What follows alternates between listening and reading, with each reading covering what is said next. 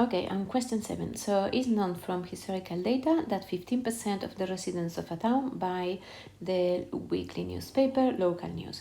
A free weekly paper is introduced into the town, and the owners of local news are interested to know whether the introduction of the new newspaper has changed the proportion of people that buys their paper. They take a random of 50 residents, and 3 of them buy the local news, and we have to do a 5% significant test to check if the proportion that buys the local news has changed. Yeah. So the first thing to do always is write the hypothesis.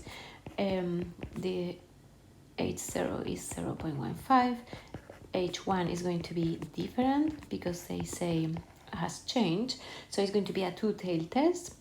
If this is true, that means that a number of people that buys the local news is a binomial, 50, 0.15.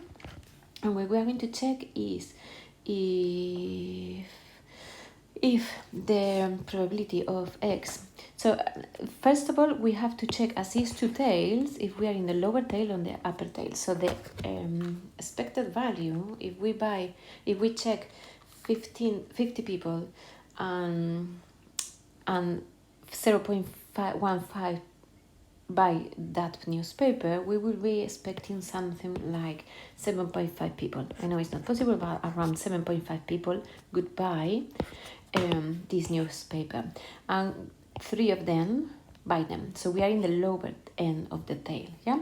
So we are going to check x smaller or equal than 3.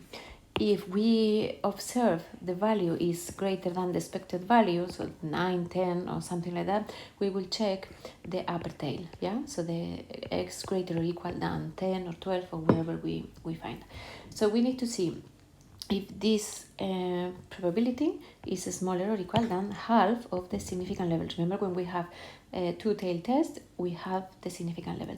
So this probability with the calculator is 0.0460 something else, and significant level is 5%, but half of it is 2.5%, and this is greater than 0.025, which is half of it. Yeah.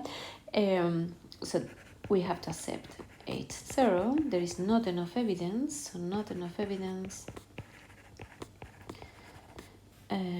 to decide that the percentage of people that buy the newspaper has changed. Yeah, evidence to support a change in the percentage or something like that.